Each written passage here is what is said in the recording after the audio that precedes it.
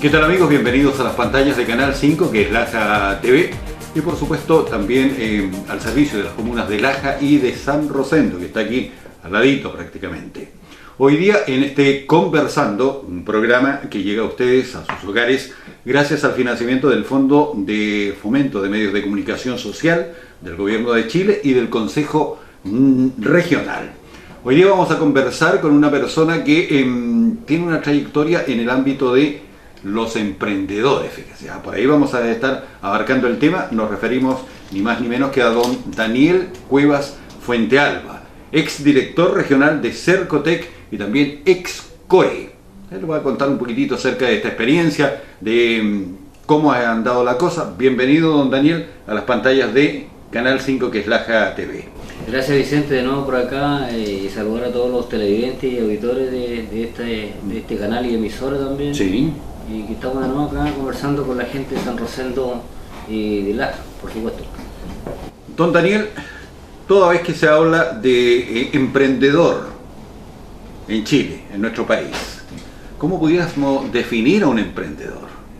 Hay dos tipos de emprendimiento que podemos ver en Chile, de los que yo conozco. El emprendimiento que son segmentos de atención de Cercotec, de Servicio de Cooperación Técnica, que son aquellos personas naturales, hombre, mujer, que tienen una idea de negocio y que quieren desarrollarla, que no tienen iniciación de actividades, que están recién incursionando el tema de la iniciación de un negocio. A eso nosotros le llamamos emprendedores que tienen una idea de negocio y que la puede postular a distintos fondos, principalmente Cercotec, que es Capital Semilla, y Capital Aja, exclusivamente para mujeres. A eso le llamamos emprendimiento del lenguaje Cercotec. Después hablamos del lenguaje emprendimiento Corfo, que son emprendimientos mucho más grandes. ¿Qué significa? Que una empresa más mediana, pequeña, grande, que quiere incursionar, diversificar una cosa distinta a lo que está haciendo para complementar el negocio. A eso le llamamos también emprendimiento, que son proyectos mucho más caros, por cierto, y que ahí el empresario tiene que tener necesariamente iniciación de actividades. Entonces, hacemos diferenciación de todo tipo de emprendimientos, que son los nichos Cercotec, que no tienen iniciación de actividades, que tienen una idea de negocio, que quieren echarla a andar, y de los empresarios que son de Corfo, que tienen que tener iniciación de actividades, pero que el emprendimiento es respecto a cómo diversifica, cómo hace una cosa distinta a la que está haciendo, sin olvidar el negocio original. Ya. Don Daniel, estamos llegando a dos localidades, a Laja, San Rosendo, donde hay mucha gente que tiene ideas y dice: yo quiero llegar a hacer una pyme o una mini pyme, o cómo puedo arreglar mi negocio, o cómo puedo sacarlo adelante. Y se arma una confusión, en el sentido que por un lado le dicen que tiene que ser un emprendedor, por el otro lado que tiene que ser un pequeño empresario, y por otro lado le dicen: oiga, no, usted tiene que estar en una pyme. ¿Cómo se logra dilucidar este enredo de nombres, si podemos decirlo así? Claro, porque nosotros hablamos de concepto de empresario en general, pero en el empresario hay dos segmentos. El primero, que es el emprendedor o la emprendedora, que es aquel que nosotros decimos que tiene una idea de negocio pero que no está formalizado. ¿Qué significa formalizado? Que no tiene iniciación de actividades, que productos que son de manipulación tienen que tener necesariamente resolución sanitaria. Ese es el primer paso. Una vez que se postula, por ejemplo, en el caso Cercotec, necesariamente tiene que terminar este proceso de ese proyecto de emprendimiento con iniciación de actividad. Entonces pasa a la etapa ya de empresario de menor tamaño. Eso le llamamos, de menor tamaño. Y entonces, y cuando es empresario de menor tamaño, tiene iniciación de actividad y por lo tanto puede postular a los procesos siguientes de Cercotec, que son mucho más recursos. Este año fueron como 6 millones de pesos, 4,5 millones para inversión, y 1,5 millones para el tema de capacitación, de aumentar el conocimiento para administrar mejor el negocio. Y después, ya cuando el negocio crece demasiado, entonces ya cuando necesita más de 10 millones de pesos, entonces estamos pensando que tenemos que formular una propuesta de un empresario consolidado, formalizado, ya a los recursos de la Corfo. Nos ha tocado conversar con algunas dueñas de casas específicamente que quieren hacer un pequeño emprendimiento. Dice, yo sé hacer determinada arte, hago mis pasteles, mis dulces, quiero empezar a venderlos, pero me da miedo, ¿sabes qué me dice? Iniciar actividades toda vez que voy a tener que pagar impuestos. Claro, ahí hay un error conceptual también de los microempresarios, porque los empresarios no pagan impuestos. Ya. El impuesto, el IVA principalmente, que tenemos más noción de... Los microempresarios no pagan IVA. ¿Quién paga IVA? Es el consumidor. Ya. Yo cuando voy a comprar pan a la esquina pago IVA. Y ese IVA que me recepciona la empresa lo tiene que declarar a impuestos internos. Ya. ¿Cómo recupera ese IVA?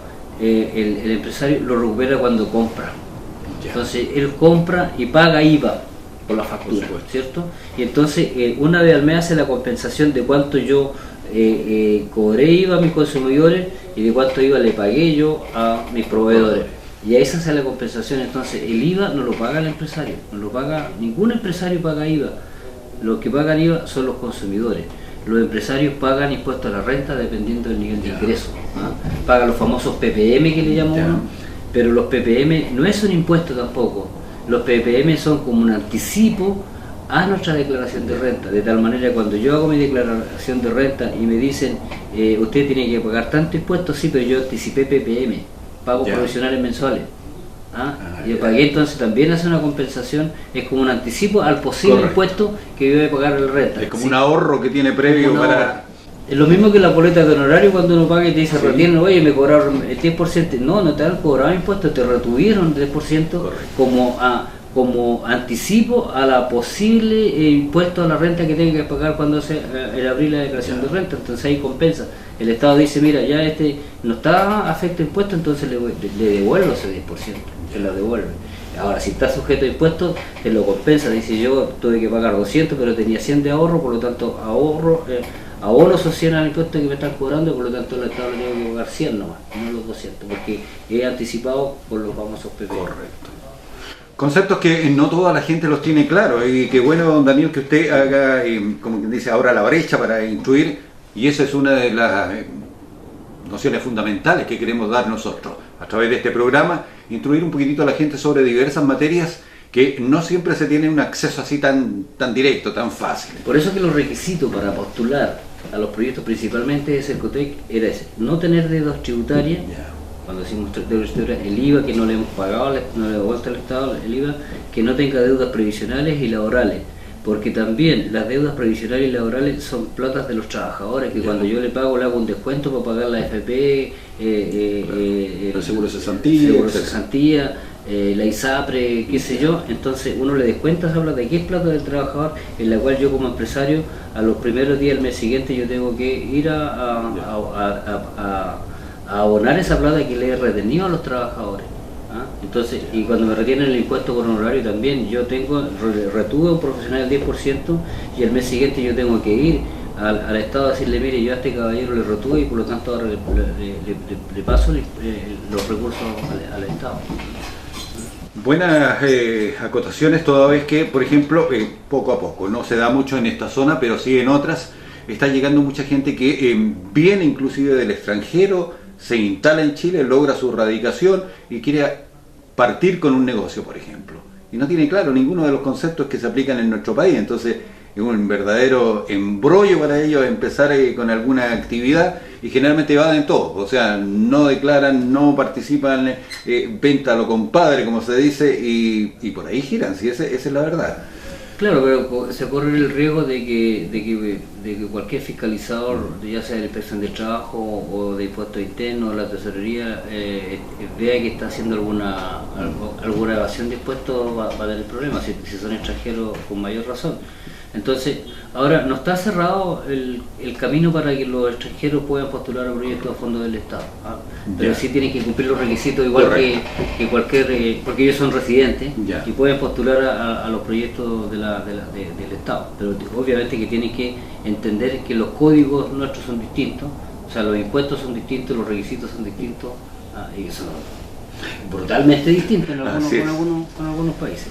Ahora ahí en el tema de la señora nuestras amigas empresarias o hombres también que quieran emprender, el tema no es condición, si yo como particular quiero emprender, no es condición de que si yo armo un negocio mañana y saco iniciativa mañana, no es condición de que pase por el proceso de emprendimiento primero. Ya. Lo que pasa es que en el Cercotec tiene que pasar por el emprendimiento primero, pero si alguien tiene iniciativa y no ha pasado por el emprendimiento, igual puede postular a los proyectos siguientes. Correcto. Ahora, lo que nosotros creemos que hoy día en Chile tenemos dos brechas importantes, que tenemos que hacer el esfuerzo por aminorar esas brechas. La primera brecha es que tenemos un gran porcentaje de analfabetización digital. Sí. ¿No? Entonces, porque hoy día todo es online, todos los proyectos se presentan en el computador. Entonces, por lo tanto, muchas de nuestras amigas, sobre todo los mayores como yo, nuestras amigas mayores como yo, nuestros amigos mayores como yo, no nacimos con el computador bajo el brazo como nacieron nuestros cabros. Entonces, y no nos enseñaron tampoco desde la enseñanza básica, claro, prácticamente se lo único que yo aprendí en el colegio cuando estudié, en esos tiempos era dactilografía, cómo podía escribir a la máquina. La máquina de escribir antigua. Claro. Entonces, hoy día la tecnología ha cambiado y nosotros tenemos que ver de qué forma buscamos programas, fondos para poder capacitar a nuestros microempresarios y emprendedores en el tema de alfabetización digital. Y el segundo brecha que tenemos es el tema del conocimiento, y que lo hemos dicho muchas veces. Hoy día en Chile, en el mundo, el negocio por la tinca ya no funciona. Yeah. Como lo hacían nuestros abuelos, que traían los huevos del campo, el saco poroto y los vendían todo y qué sé yo. Entonces, y se veían felices. Hoy día necesitamos tener más conocimiento de cómo administramos el negocio, ¿ah? Y sobre todo cuando el negocio va creciendo, con mayor razón tenemos que capacitarnos más. Entonces, si no estamos en condiciones de capacitarnos, tenemos que contratar a un profesional para que nos muestre el negocio, ¿ah? Para que nosotros nos dediquemos a hacer los distintos ruedas de negocio, contactos por aquí y por allá para hacer crecer el negocio. Tienen que capacitarse los microempresarios, necesariamente se tienen que capacitar. Ahora, también hay lo que nosotros tenemos que hablar también de los famosos centros de desarrollo de negocio que se dejaron instalados. Hoy día ya están instalados en Chile como 50 y tantos centros de desarrollo de negocio que están en la agenda de productividad, innovación y crecimiento de la presidenta Bachelet. Nosotros en la región tenemos 4 centros de desarrollo de negocio. Ahora, ¿en qué consisten estos centros de desarrollo de negocio? Consisten en que se le entrega asesoría gratuita a los microempresarios, capacitación gratuita a los microempresarios, acompañamiento gratuito a los microempresarios. Entonces, cuando uno dice que está exento de conocimiento y estamos en desventaja con las grandes empresas, porque las grandes empresas tienen recursos como para si vamos a hacer un programa entonces para contratar a un abogado, a un especialista en marketing, a un sociólogo, no sé qué, para ver cómo proyectamos la empresa. O envía a su personal a un curso de capacitación. A un curso de capacitación para ver cómo vamos a hacer crecer esta empresa, incorporarle nuevos elementos, modernos, tecnología, todo lo que sea para que crezca. Entonces, y eso es mucha plata. En cambio el microempresario no tiene esos recursos, porque con suerte lo poco que puede ganar en las utilidades con su aumento de venta, lo invierte o en el negocio o lo invierte para vivir, para la educación de sus hijos, vestimenta, salud, etcétera, etcétera. Habitualmente reinvierte generalmente en el negocio. Entonces no está en condiciones como para decirle voy a contratar a un abogado, voy a contratar a un ingeniero comercial o a un experto en marketing, etcétera, etcétera. Entonces nace la necesidad esta y se crea este centro de desarrollo de negocio. Como lo decía, que entrega asesoría gratuita. Entonces lo que yo tengo que hacer como microempresario, tengo que ir a ese centro de desarrollo de negocio, decirle, pero ahí me van a desnudar, no a la persona, al negocio. Le van a hacer un diagnóstico, una radiografía, con rayos X para ver cuáles son las ventajas que tiene ese negocio y cuáles son las debilidades, las dificultades que tiene ese negocio para crecer.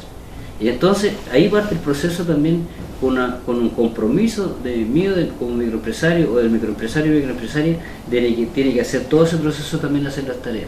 Porque si viene siendo gratis, la gestión la tengo que hacer yo.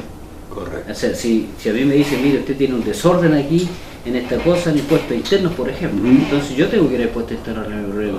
O si lo tengo en salud, o donde lo tenga, entonces yo tengo que ir a arreglarlo como tarea. Pero sí voy preparado porque ese profesional me ha dicho qué es lo que tengo que hacer, por qué tengo ese problema y cómo lo puedo solucionar. Entonces es importante que los microempresarios vayan a este centro de desarrollo de negocios en Los Ángeles. Parece que hay un satélite aquí que tienen un día aquí en Laja, habría que averiguar. y para que se hagan asesorar. De esa manera yo le digo que hoy día no tan solo con recursos podemos crecer como empresarios y como emprendedores, sino que también crecemos con conocimiento. Porque si yo tengo conocimiento, yo sé cómo tengo que decirle al agente del banco que mi proyecto es bueno y que me preste la plata. Si mi proyecto es bueno, yo sé cómo decirle al impuesto interno, miren, aquí no es como usted dice, sino que yo creo que mi negocio funciona de esto tributariamente, estas son mis ventajas tributarias, por ejemplo. Claro. Entonces, lo que nosotros decimos es que, claro, con el conocimiento podemos hacer muchas cosas. Es un proceso que nos cuesta a los chilenos, somos más cómodos, queremos que todas las cosas las den, las regalen. No, yo creo que aquí hay que poner un esfuerzo también. El Estado hace un gran esfuerzo, pero también el último esfuerzo, la disposición, la tiene que colocar el microempresario. Don Daniel, usted hablaba de las políticas de gobierno y cómo se ha ido extendiendo esto hacia distintos ámbitos, a nivel nacional, gente en Punta Arenas, en Arica, que está partiendo con nuevo emprendimiento y justamente recurre a lo que usted dice, algún programa, algún emprendimiento nuevo que él tiene y que no lo ha podido desarrollar.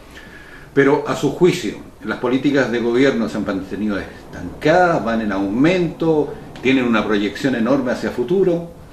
Yo creo que hay una proyección enorme. Chile tiene su política económica sana. Si nosotros vemos a nuestros vecinos que están con muchas complicaciones, es cierto que no hemos crecido sostenidamente, el crecimiento ha sido menor a lo que se ha proyectado, pero estamos creciendo. Correcto. O sea, hay un crecimiento.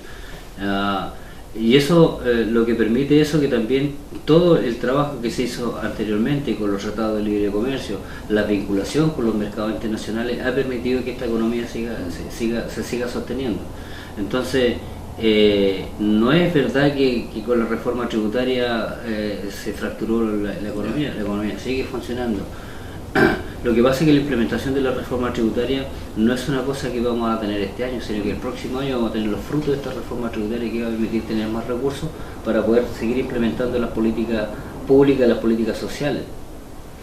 Ahora, lo que nosotros sí lo que tenemos que hacer es prepararnos para enfrentar esos mercados.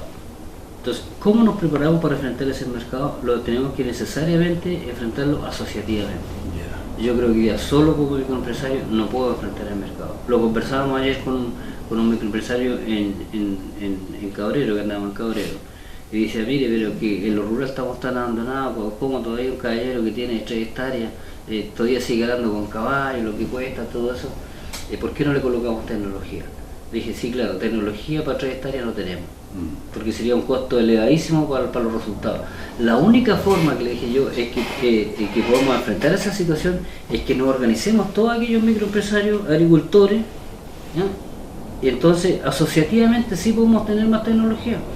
Era un poco como se trabajaba antiguamente en el sistema de Minga, ¿se acuerda? Que se unían varios campos, por ejemplo, y claro, contrataban al tractorista para que le hiciera el trabajo en prácticamente en todos los campos. Y entonces esa Minga en el siglo XXI que todo metalizado, que tenemos que tener recursos, entonces si estamos asociados, claro que tenemos la posibilidad de conseguirnos la implementación y maquinaria para que le sirva a mi vecino, al otro y a los 50 que estamos asociados, y el costo va a ser mucho más barato que si yo lo adquiriera solo. Entonces, y el efecto que produce también la producción que tenemos agrícola, y esto lo podemos hacer urbano, rural, cualquier tipo de producción, lo que pasa es que él solo no puede vender la lechuga en el mercado, porque además tiene que tener, ¿cómo se llama?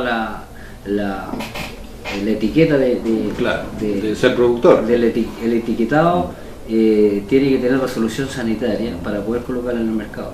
Entonces nadie me va a pescar con 10 lechugas, con 20 lechugas. Pero si asociativamente yo tengo 20.000 lechugas, entonces yo voy a negociar con el mercado más grande y puede manejar precios, puede hacer una precio y sostenibilidad. Si yo le coloco 10, 20, 100 lechugas diarias, porque todos vamos a llenar el canasto con la lechuga para colocar. Entonces es un negocio, eso es rentable. Correcto. Entonces, ¿qué es lo que ocurre con nosotros los chilenos? Es que somos muy desconfiados. La sociedad de Chile ha costado porque somos desconfiados. El sistema de cooperativas, ¿se acuerda? Varios también productores que se asociaban y formaban su cooperativa. ¿Ha ido desapareciendo esa noción de la cooperativa? Ha ido, claro, durante un tiempo después del 73 hasta el 80 y tanto, hubo una atomización del cooperativismo en Chile. y que las cooperativas empezaban a quebrar porque ya no eran rentables, y ahí empezó el proceso de la desconfianza. Entonces, claro, alguien me robó, alguien me jodió, entonces ya empieza el tema de la desconfianza. Yo creo que hoy día también en el Ministerio de Economía, en este gobierno y en el anterior también, han reforzado un poco de cómo apoyar al cooperativismo, a la asociatividad, a los gremios, a la conformación de cooperativas, porque ese también es un buen instrumento como para comprar juntos y vender juntos. Y por lo tanto tenemos que seguir, hay apoyo desde el Ministerio de Economía, desde la Corfo, de la Cercotec. Y en Cercotec lo que hay apoyo para las cooperativas es el tema de la formalización y del apoyo a la organización, del fortalecimiento de la organización. Entonces, formalización es decir que alguien se quiere agrupar como cooperativa, entonces ahí está para poder pagar los profesionales que son atingentes para tener una buena asesoría y lograr esta entidad jurídica como la cooperativa. Y después hay fondos ya para inversión, que son ya el acuerdo de otros ministerios, del Ministerio de Cultura también, para el equipamiento, para la implementación, para poder desarrollar ya en terreno una cooperativa. Sáqueme una duda, don Daniel, ya que estamos hablando de la gente del mundo rural, de la gente que explota su campo, de la gente que quiere hacer un emprendimiento, por ahí surge la figura del Prodesal. Sí, yo creo que el Prodesal ha apoyado harto en eso, más bien en el tema de cómo producir bien, la producción de calidad, cómo son los procesos de la producción. Y ahí lo hemos complementado muy bien con INDAP, porque nosotros como Cercotec apoyamos varias ferias que son productores. Ejemplo, la de la Plaza Pinto de Los Ángeles son netamente productores, no hay intermediarios, netamente productores. Entonces vienen los días viernes a vender su producción acá, con apoyo de Prodesal en el sentido de producir de calidad, de cómo se hace la plantación, cuáles son los nutrientes que tienen que echarle a cada producto que están ahí sembrando o plantando. Progresar se ha extendido bastante. Yo creo que lo que nos falta ahora es cómo somos capaces de la organización, de la asociatividad, de cómo organizamos a estos pequeños productores en una entidad jurídica que le permita vender en conjunto, que le permita vender por volumen, que le permite también un ingreso más constante. Correcto. Hay actividades que están asociadas, don Daniel, directamente a lo que produce la gente, y específicamente, por ejemplo, hablamos recién de lo que se produce en el campo. Sin ir más allá, tenemos la comuna vecina, San Rosendo, por ejemplo, donde trabaja Prodesal, y ellos en vías de que se dice que va a ser una zona turística, que se va a levantar nuevamente el turismo en la zona Laja San Rosendo, con su casa de máquinas antigua. Ellos han tenido una labor en el sentido de aglutinar primero que nada a todos sus productores y ver de qué forma ellos van a influir en esta vía, en esta salida, a algo que puede ser rentable y que es desarrollar el turismo. Sí, yo creo que hay un esfuerzo ahí, Cernatura hace un tremendo esfuerzo por tratar de posicionar a Laja y San Rosendo también como un polo turístico. Me parece interesante el tema de la recuperación de la construcción histórica que tiene ahí, como la sala de máquinas de San Rosendo. Sería un bonito proyecto que nuestros nietos, nuestros hijos van a ver. Ir a ver eso es como una novedad, porque ellos no vivieron la etapa nuestra de cuando ahí las máquinas daban vuelta, cambiaban carros, cambiaban agua, echaban carbón, etcétera. En Temuco se desarrolló un proyecto más o menos similar, claro que en menor escala, se llama el Parque Pablo Neruda, si la memoria no me traiciona, donde se hizo un museo histórico prácticamente de lo que era ferrocarriles. Acá la extensión es mucho más grande, tiene mayor dimensión prácticamente, ya que era el centro neurálgico de ferrocarriles. Para los que somos más antiguos, nos recordamos justamente la parada obligada en San Rosendo, vía al sur. Claro. Yo creo que ahí San Rosendo tiene que apuntar, y yo creo que lo está haciendo bien, apuntando el tema de como un eje de desarrollo del tema turístico. Pues no tiene otro eje de productivo aparte de las forestales que están cerca. El tema de la agricultura en San Rosendo es bastante incipiente, por lo tanto el apoyo Prodesal obviamente es súper importante. Claro, y se puede asociar eso, o sea, cómo la producción agrícola urbana está en función del turismo, pero para eso tenemos que tener infraestructura. Correcto. Hay que lograr una infraestructura para que nuestros agricultores vayan ahí y con el flujo, ahí tiene que haber mucha política de marketing, de poder atraer a muchos turistas nacionales e internacionales a que vengan a visitar ese lugar, pero todavía yo creo que nos falta, pero se está haciendo el esfuerzo para llegar a eso, para que nuestras, como era antes, ir de nuestras tortillitas, la harina tostada, la lechuguita, qué sé yo. Don Daniel, lo voy a sacar un poco de algo que yo sé que lo apasiona, que es haber sido exdirector regional de Cercotec y conocer de muy cerca las necesidades y los planteamientos que hacía la gente con los emprendimientos. Pero también fue ex-core, Sí. que es otra rama interesante, toda vez que los core son la gente encargada de administrar platas y recursos. No tanto como administrar plata, los consejeros regionales no administran plata, quien administra plata es el gobierno regional en seno de división de gestión y control o de dirección de finanzas. Lo que la función que tienen los consejeros regionales es de aprobar proyectos. Ya. Pero igual ahí hay involucrado dinero de cada proyecto. Sí, por supuesto, Ya. por supuesto, claro. Pero la función más bien es de aprobar proyectos y de aprobar el presupuesto. Fíjate que es una propuesta de presupuesto de la región, Ya. porque el Consejo Regional definitivamente uno da cuenta que no aprueba el presupuesto de la región, sino que hace una propuesta de presupuesto. Ya. Esa propuesta de presupuesto la envía en Hacienda. Hacienda le colocará tijera o le colocará unos reluquitas más o le corta la cola, como dicen. Claro, o le corta la cola y después eso pasa al Congreso.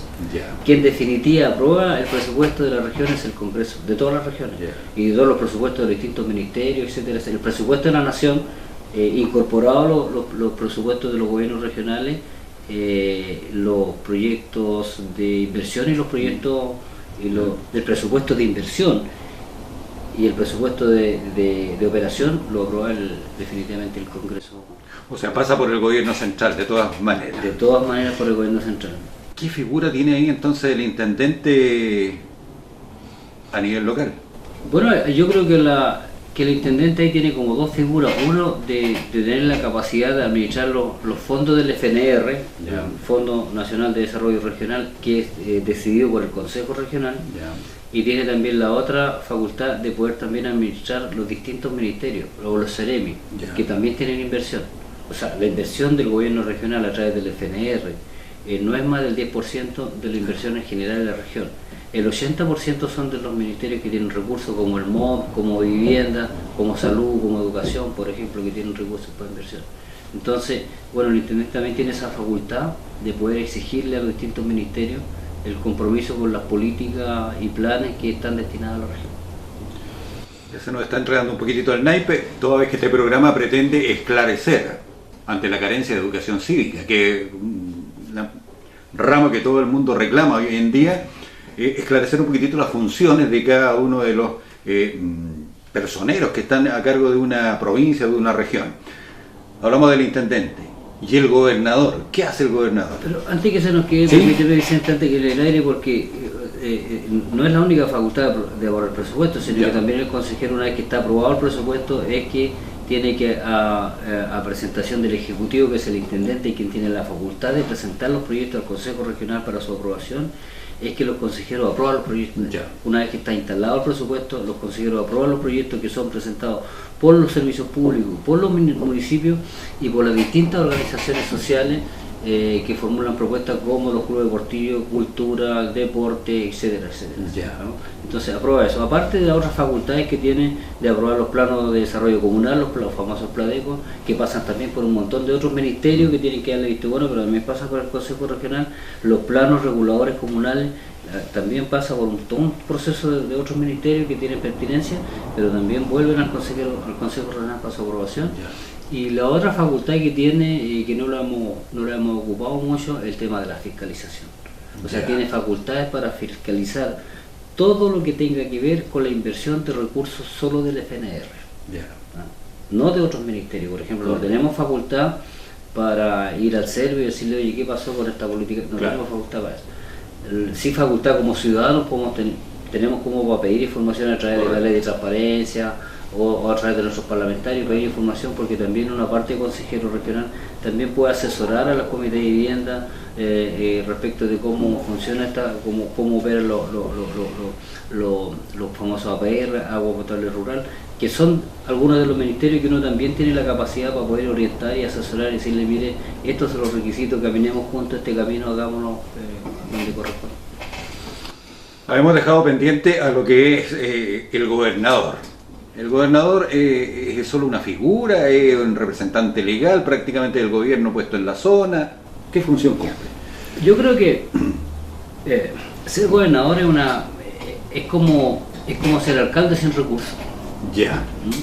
Es como ser el alcalde de la provincia pero sin recursos. No tienen muchos recursos, sino que tienen la facultad más bien de administrar el gobierno interior, temas de seguridad ciudadana, de conectar a todo el resto de los servicios, digamos, en función de que la estrategia regional, dependiendo del gobierno regional, se cumpla, y que las instrucciones y las políticas públicas que son de nivel central también se puedan cumplir acá. Pero yo diría, en los chilenos es un cacho ser gobernador. y ser alcalde también, yo Claro. valoro y como que le tengo cierto aprecio y estima a los gobernadores, a todos los gobernadores y a los alcaldes también, porque es un encargo muy re complicado. Porque los gobernadores no tienen plata para inversión. El alcalde tampoco maneja plata y No, las que el maneja alcalde son muy bajas. Sí, digamos. porque el alcalde también, no, el alcalde tiene presupuesto, pero son autoridades que tienen que estar disponibles las 24 horas del día y de lunes a domingo. Entonces la familia ahí sufre el gasto. Sufre mucho las consecuencias de esa cosa. Entonces, porque imagínate que ni Dios lo quiera, hay una catástrofe aquí a las 3 de la mañana. Claro. Y el alcalde no está. ¿Qué dice la gente? No Nos está. dejó botados. Claro.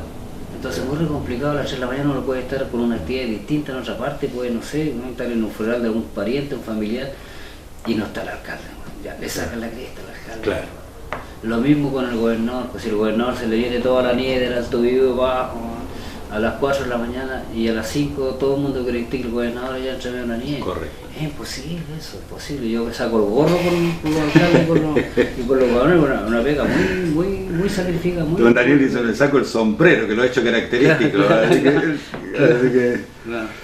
difícil misión, oiga, entonces lo que es ocupar este cargo público y dejar contento a la gente, que es lo que más cuesta.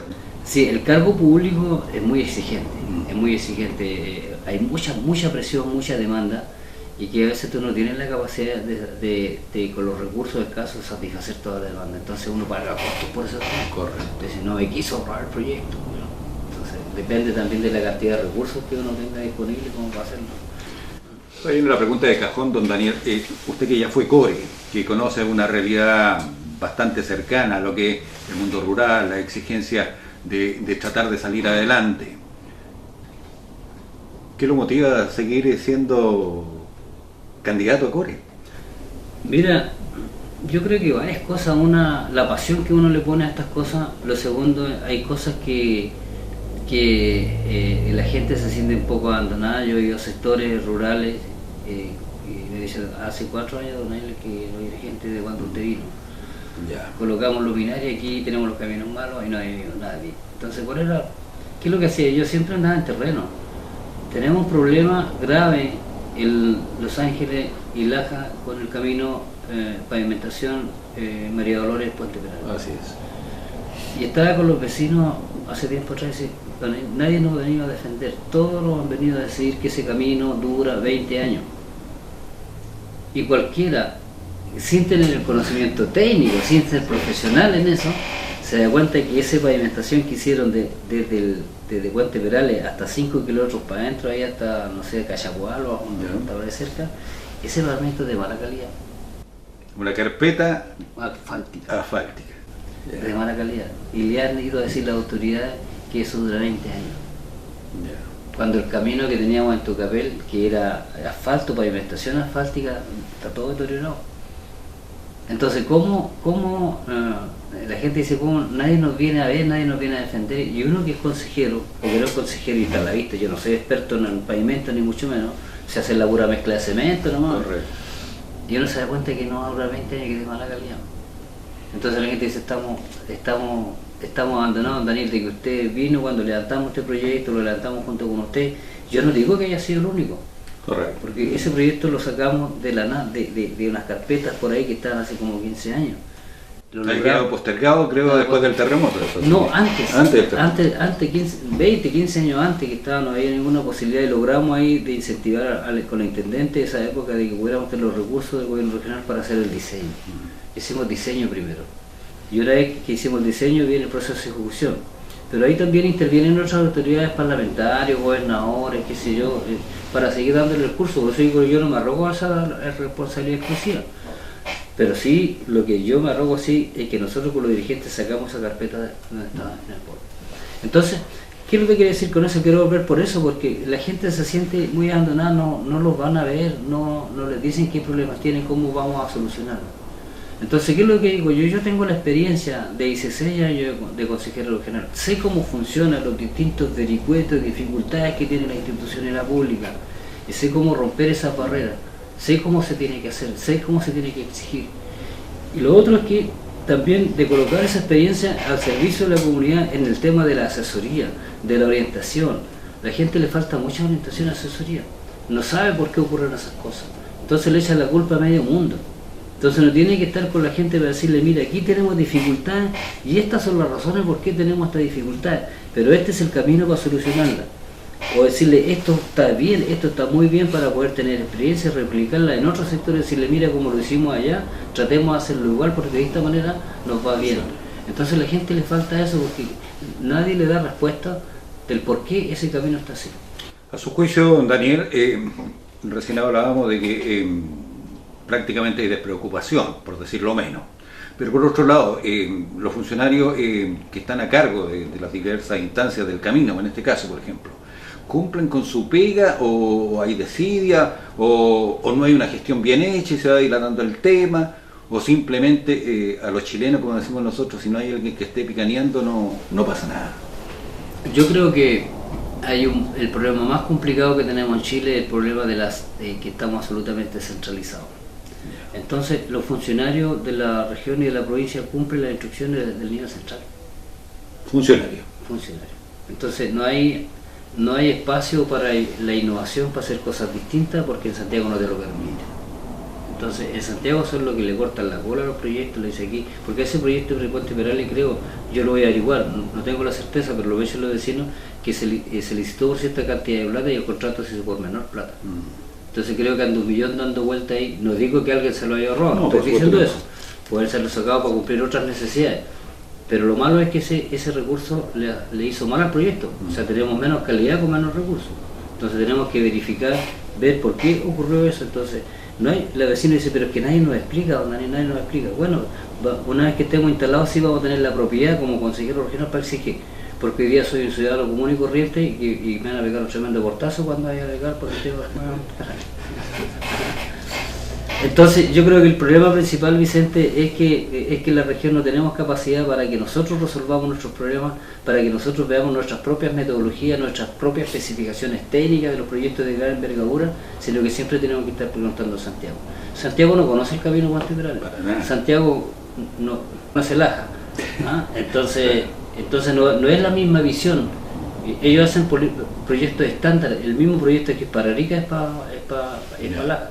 Entonces las realidades son distintas, el clima es distinto, los recursos naturales son distintos y por lo tanto necesitamos acelerar el proceso de la descentralización porque nosotros, no digo yo, todos los de la región sabemos cómo se tienen que hacer las cosas en la región.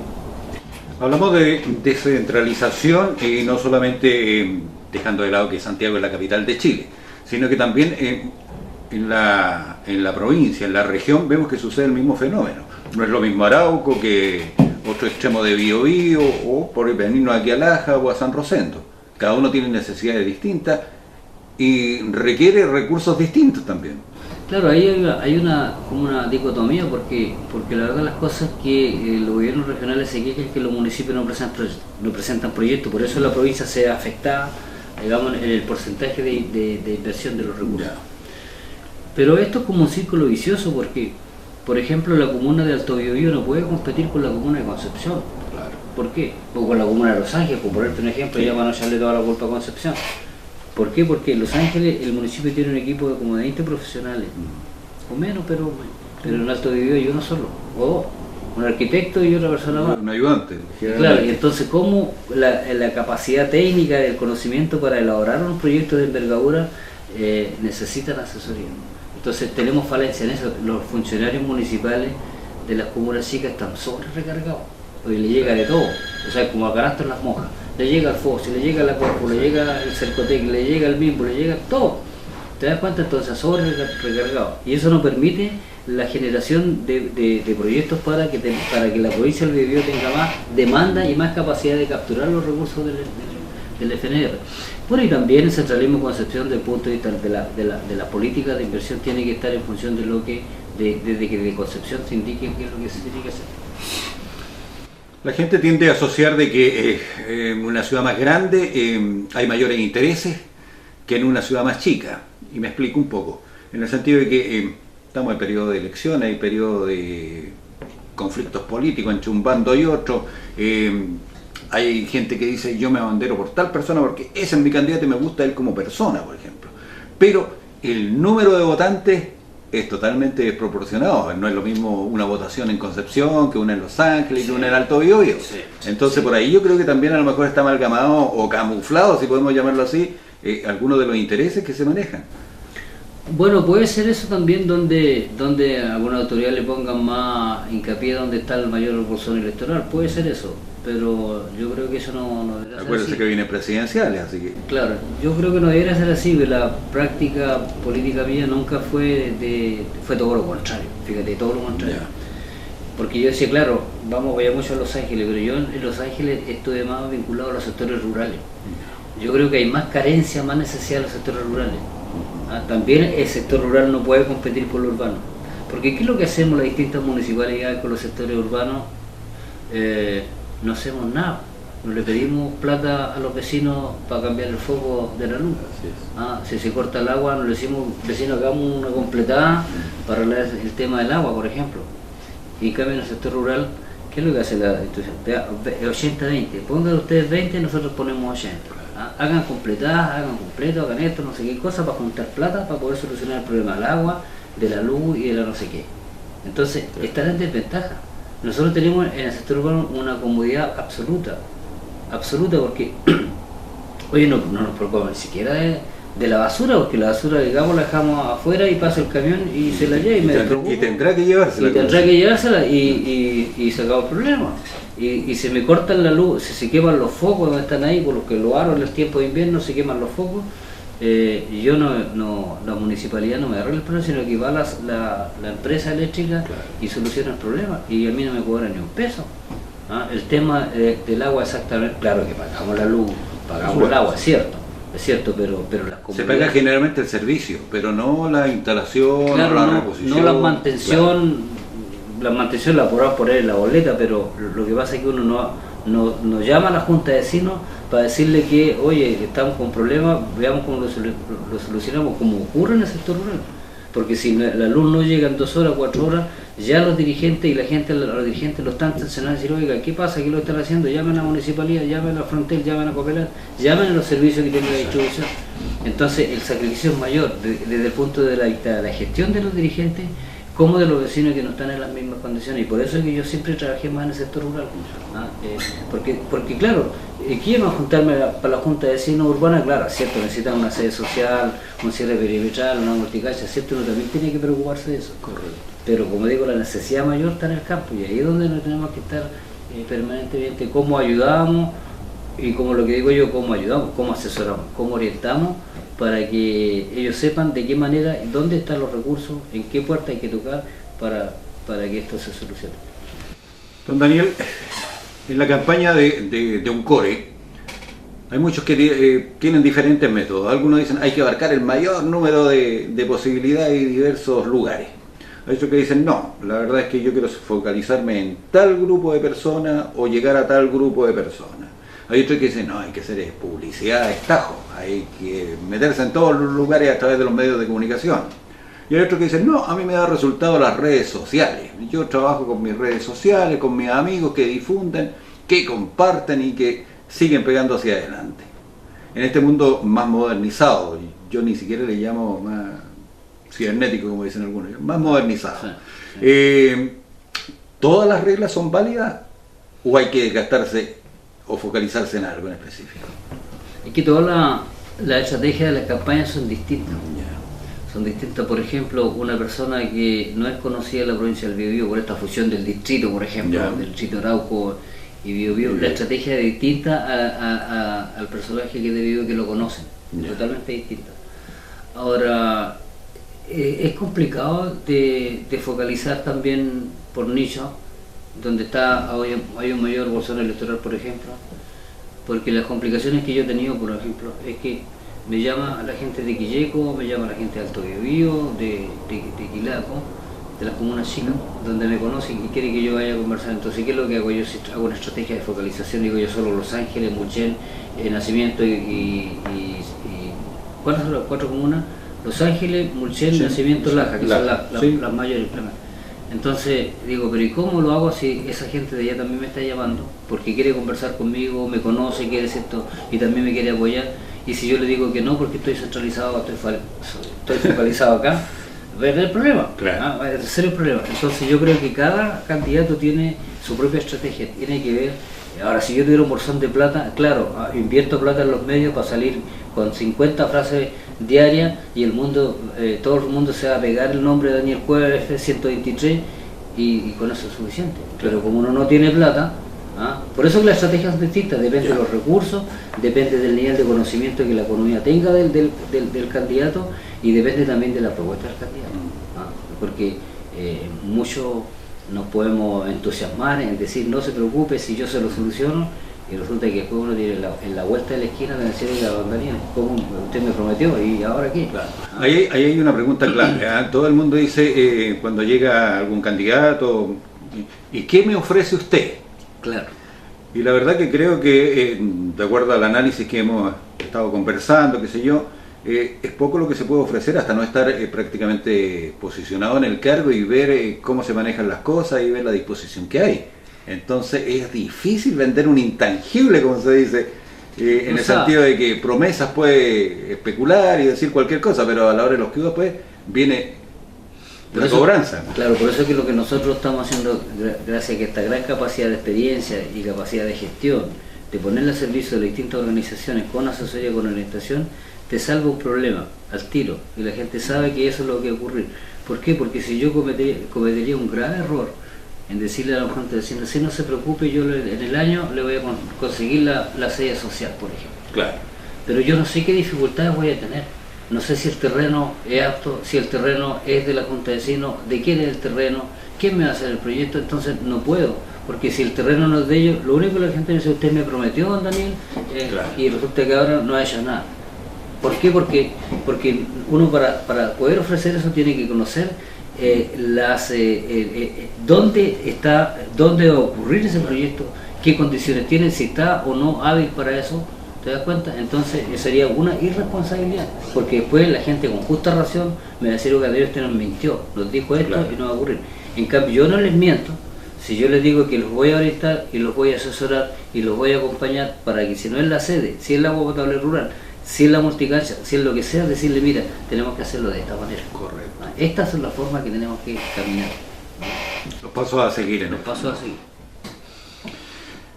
Los jóvenes, desencantados muchos de ellos dicen de lo que es la política y los políticos, que es peor todavía. Claro, estamos en un proceso de desprestigio de hace mucho tiempo de la política, pero lo que yo digo es que el mundo en general está en una crisis organizacional. Porque no tan solo la política, porque los políticos son acusan de ladrones, de corruptos, de no sé cuántas cosas. Pero yo te digo que nosotros tenemos 120 parlamentarios y diputados y 50 y algo senadores, y no están todos en el Tribunal de Justicia. No están claro. Todos los tribunales de justicia. Y hay un porcentaje mínimo que está en los tribunales de justicia. Entonces creo que claro, en la viña del Señor hay de todo. Y no por uno paguemos todas las consecuencias. No lo echemos todo a la bolsa. Claro, porque si nosotros decimos que somos ladrones corruptos, bueno, entonces también hay instituciones que son de prestigio, que han sido manchadas también por un grupo de personas que al interior han cometido delitos. ¿Te das cuenta? Entonces tampoco uno puede decir que toda la institucionalidad es mala. ¿Te das cuenta? Entonces ahí tenemos... Claro, los jóvenes son muy impulsivos, nosotros cuando éramos jóvenes también éramos muy impulsivos y muy contestatarios y protestábamos por todo. Pero los procesos de la democracia no se hacen de la noche a la mañana. Ahora, yo creo que es bueno que los jóvenes participen. A mí me gustaría que los jóvenes participaran en política, porque si ellos creen que la política está corrupta, entonces métanse en la política para limpiarla, y tienen las puertas abiertas para meterse en la política para que las limpien. Pero ¿qué nos ha ocurrido con los tiempos? Que yo ya tengo años en esto, que nuestros jóvenes en los distintos partidos alegan participación y que los viejos ya están retrógrados, están para atrás, que están pensando en otras cosas, que queremos la oportunidad a los jóvenes. Les damos la oportunidad a los jóvenes para que sean alcaldes, para que sean diputados, para que sean parlamentarios y cometen las mismas políticas y prácticas que ellos renegaban cuando eran jóvenes. Entonces también uno puede decir eso, claro, pero métanse a la política, hagan las cosas. Si quieren cambiar el sistema, háganlo de dentro, porque en las barricadas, en las protestas, de esa manera no van a cambiar. No van a cambiar el sentir de aquellos que tienen intereses personales en la política, no lo van a cambiar con barricadas. Tienen que cambiarlo cuando están adentro. Hubo una camada por ambos sectores, derecha, izquierda, Sí, da lo mismo, una sí. camada de gente joven que, como dice usted, ha llegado a algunos cargos públicos y sin embargo el ímpetu que traían como que se ve frenado y mucha gente dice, pero es que el partido tal cual, el de allá o el de acá, le dice que tiene que hacer tal cosa. ¿Existe eso o...? Por lo menos en mi partido conozco varios otros que no es así. El partido hoy día no instruye qué es lo que tiene que hacer un funcionario público, porque el control del funcionario público está en el gobierno de Santiago. Correcto. Y el gobierno de Santiago, en las instituciones, en la administración, para abajo, en la estructura, no son todos de gobierno. Hay muchos independientes y hay muchos que piensan distinto al gobierno de turno, que son los que tienen que bajar las instrucciones, los instrumentos, las bases, las metodologías de las cuales este funcionario público tiene que cumplirlas. Por lo tanto, el partido no le puede decir, oye, yo quiero la plaza cuadrada. Claro. Pues si Santiago le dice que es redonda, y si Santiago y él la hace cuadrada, ¿qué es lo que hace Santiago? Este compadre no me sirve, se va para afuera, Claro. independiente del partido que sea. Correcto. Entonces los funcionarios no cumplen instrucciones del partido, sino que cumplen instrucciones del gobierno de turno. Es lo que tienen que hacer, las políticas públicas, los instrumentos, todo lo que viene basado de Santiago y de la región se tiene que cumplir. Porque para eso lo contrataron, no lo contrataron para representar al partido, lo contrataron para cumplir las metas y los objetivos que tienen al interior de la institución del Estado. Ahí está clara la situación. Don Daniel, sabemos que, si bien es cierto, no puede hacer promesas, recién lo conversábamos, pero dentro del planteamiento que hay de una persona que está trabajando por llegar a representar a muchas personas a través del CORE, ¿cuál es su idea principal, su fundamento que dice, sí, yo creo que estoy bien y voy a apuntar a ese norte? Si tuviera que resumirlo en una sola... Mira, yo creo que lo mismo que te dije al principio, mi pasión siempre ha sido por el sector rural y por las comunas más chicas. Ahí hay muchas necesidades y la gente necesita mucho acompañamiento, también necesita cariño, la gente necesita mucho cariño.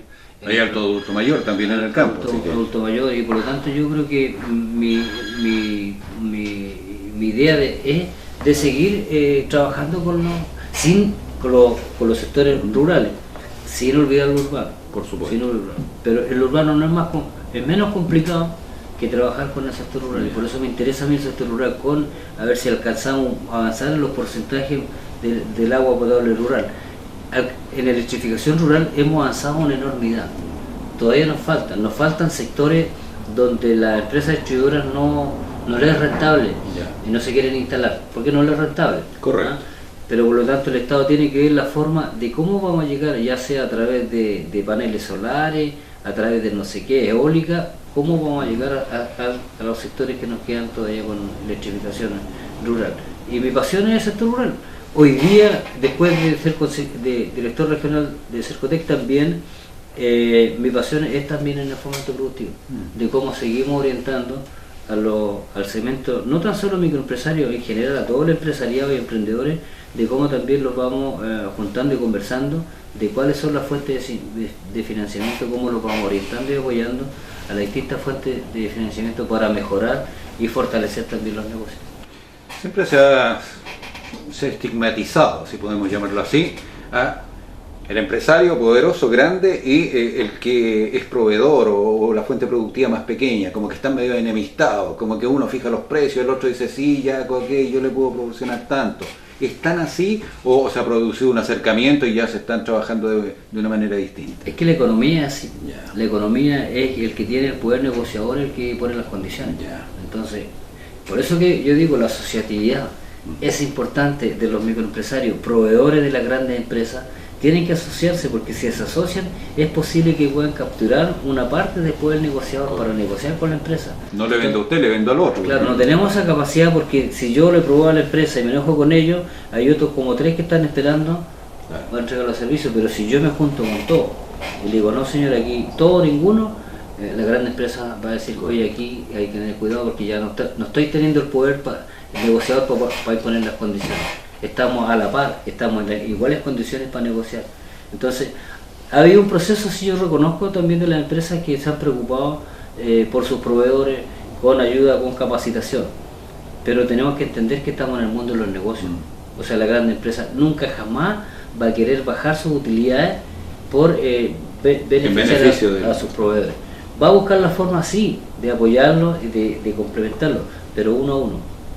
Asegura calidad generalmente. Eso es lo que yo tengo este proveedor, pero es de excelente calidad y por lo tanto no quiero perderlo. Por ahí va un poco la mano. Como se dice. Claro, pero eso es parte de la economía. Mira, la economía es muy fría y calculadora, y eso es así.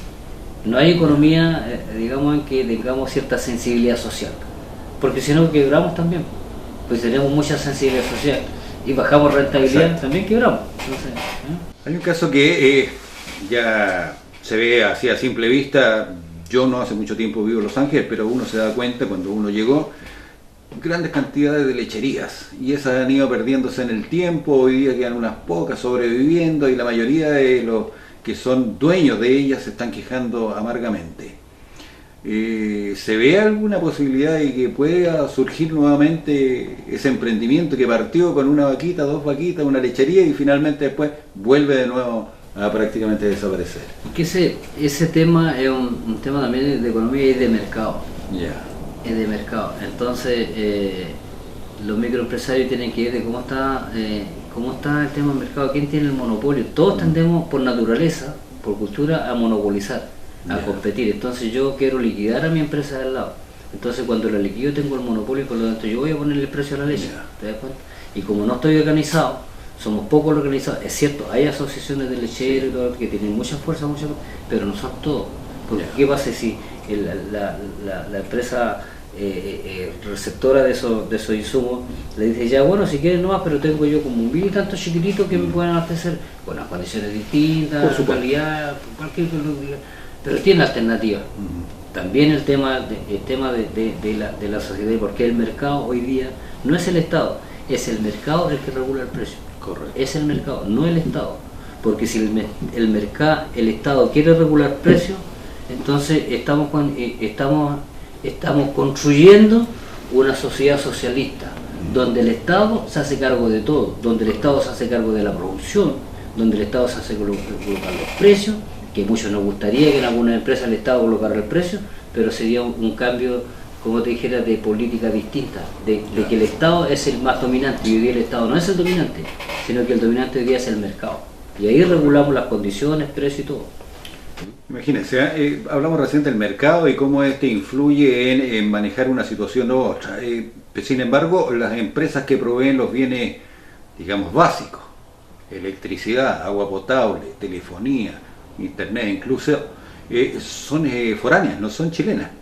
Punto 1. Segundo, ellos prácticamente pareciera que fijan sus precios y aranceles a como dé lugar. Y me explico. Biobío, donde se produce la mayor cantidad de energía eléctrica, sin embargo tiene las tarifas más altas. Claro, eso ocurre porque las centrales no son las que distribuyen la energía, sino que las grandes centrales, toda la energía la envían al servicio interconectado, que es un sistema nacional. Entonces, toda esa energía. Y después vienen las que distribuyen, que son otras, y después las que entregan a domicilio. Entonces son distintas. Entonces, por lo tanto, la empresa que distribuye, los costos son distintos. Entonces el costo que tiene es el costo promedio por habitante. Si a todos vamos a cobrar tantos recursos, Por lo tanto, yo creo que ese es un factor de por qué tenemos al lado la producción de la energía y a nosotros no nos llegará. Lo que tenemos que lograr es que hay una propuesta que hizo un parlamentario anterior, Octavio Jara, decía que le aplicaran el 1% a las utilidades de las grandes empresas para producir desarrollo ahí. Correcto. Y con eso hacer electrificación, con eso hacer todo para lo que cuesta producir y desarrollar una comuna que está en el entorno de estas grandes generadoras de energía. Pero bueno, eso falta mucho. Yo creo que ahí voy a decir casi una cosa que me pueden hasta querellarse conmigo, pero que lo que pasa es que hay muchos intereses personales en nuestros representantes. Entonces cuando la presidenta y este gobierno quiso instalar educación gratuita para todos, entonces los parlamentarios que teníamos universidades, teníamos escuelas, obviamente no íbamos a querer perder el lucro, o sea, me afecta a mi bolsillo. Entonces cuando queremos reformar el sistema previsional, la AFP y todo, muchos parlamentarios, o varios o muy pocos, tienen también acciones o son directores o son algo de la AFP y la ISAPRE. Entonces, ¿cuándo vamos a cambiar eso? Correcto, cuesta mucho. Claro. Ahora con el tema de la tecnología, uno puede googlear cuando dice también los parlamentarios para ver, digamos, cuáles son las acciones que tienen, porque en función de esas acciones el interés que le va a poner más o menos para la ciudadanía o para el bolsillo de cada uno, el interés de qué defiende, la ciudadanía o defiende mi bolsillo. Correcto. O sea, yo creo que hay que hacer eso. Me pueden demandar por todo eso, pero yo te digo que si uno googlea, hay parlamentarios que tienen acciones en la AFP, hay parlamentarios que son directores o no sé qué cosa de una institución en particular, entonces, o de las universidades o de no sé qué. ¿Cierto? Y si no lo son directamente, lo son indirectamente. Lo indirectamente, entonces... Tenemos un caso, don Daniel, usted conoce bien la ciudad de Los Ángeles, no un misterio, hay una, no sé cómo llamarla, pero un grupo de colegios que hoy está en paro. De la Juan 23, manejado por una colectividad religiosa. Y sin embargo son 6.000 estudiantes en una ciudad importante como es Los Ángeles que están dejando de asistir a clases por un movimiento que lógicamente tiene su fuente, tiene su origen, que es remuneraciones del personal que tiene a cargo la educación. Difícil, porque por un lado es una entidad, si bien es cierto, está financiada por el Estado, pero prácticamente es casi particular, y dice, no tengo más plata nomás. Y eso sucede no solamente en la educación, sino que puede suceder en cualquier otra empresa. ¿Cómo ven ustedes? Yo lo veo complicado. Yo creo que es un movimiento legítimo de los trabajadores de la educación, de que también tiene que perseguir una mejora salarial, porque la economía crece más rápido que el IPC que nos dan, que el aumento de los salarios, y un aumento de salario en un 2 o 3% de lo que es la capacidad de consumo que nosotros tenemos en Chile, por lo tanto yo creo que eso es justo. El tema es que, yo creo que la Iglesia hoy día, y lo digo con mucha responsabilidad, se ha transformado también en capitalista. Correcto. Entonces ya no estamos por los intereses del prójimo, sino que estamos de cuáles son las utilidades que yo percibo con este trabajo. Ahora, difícil es decir que no tengan plata, porque todos los proyectos de educación son financiados. Y hoy día, cuando se cambia la política de educación, es que ya no los apoderados no pagan una subvención, sino que la paga el Estado. Eso está financiado, está todo financiado. Entonces,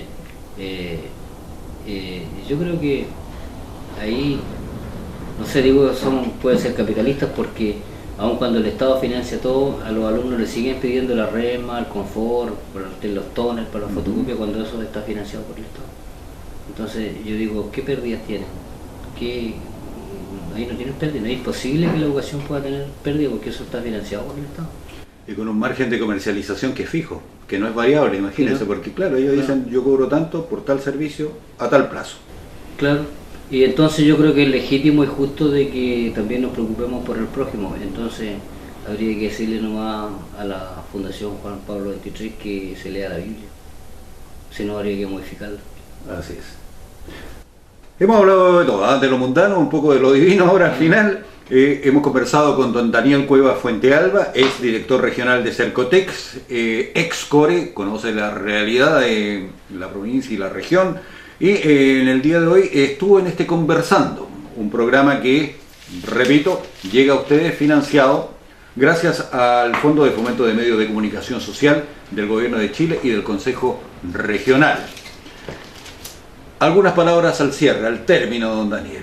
Bueno, que ha sido un agrado estar en este medio contigo, Vicente, conversando de una diversidad de cosas. Es posible que se nos queden muchas en el tintero, pero la idea es que le ponemos mucha pasión a esto del trabajo social y hoy día productivo, y de cómo somos capaces de poder instalarnos en el Consejo Regional para lo que decíamos, para orientar, asesorar, acompañar y poner toda la capacidad, toda la experiencia que uno ha tenido en este proceso de la Consejería Regional y del fomento productivo a disposición de la municipalidad y de las distintas organizaciones sociales que lo requieran. Las palabras de don Daniel Cuevas Fuentealba, candidato a Core. Recuerde, usted lo va a distinguir por algo que es bien específico en él, usa un sombrero que no lo abandona en ningún lugar, y hoy día estuvo en Canal 5 Laja TV para las intercomunas de San Rosendo y también de Laja. Por mi parte será hasta una próxima oportunidad.